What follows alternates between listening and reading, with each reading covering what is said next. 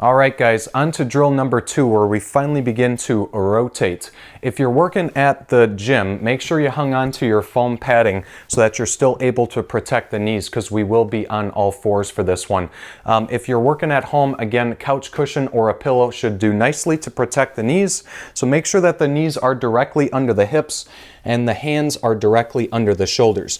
I prefer this position in that rocked back position, so we're going to rock the butt back to the heels and then try to walk the hands back, so again that you are reset with the hands directly under the shoulders. It's just a lot more friendly position. It doesn't feel like there's so much body weight or force going onto the shoulders. Okay.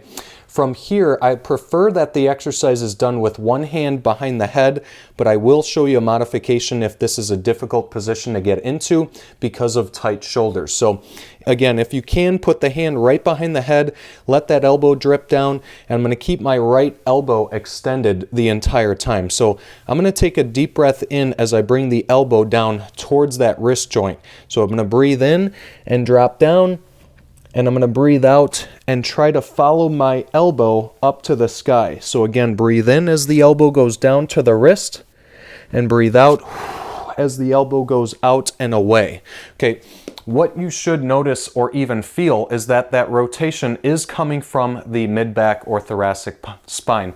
Now, typically my first, second, or third repetition, I oftentimes do hear or feel snap, crack, or pop, which is like a bowl of Rice Krispies, and that's a good thing because we are trying to help mobilize and create more space in the actual segments of the spine. So don't be afraid if you do hear or feel any type of noise. As long as it's pain-free, you're actually creating more space. That's another good thing. Okay, if you have any difficulty with hand behind the head, make sure that when you do set up in that lumbar lock position, just put an open hand near the wrist.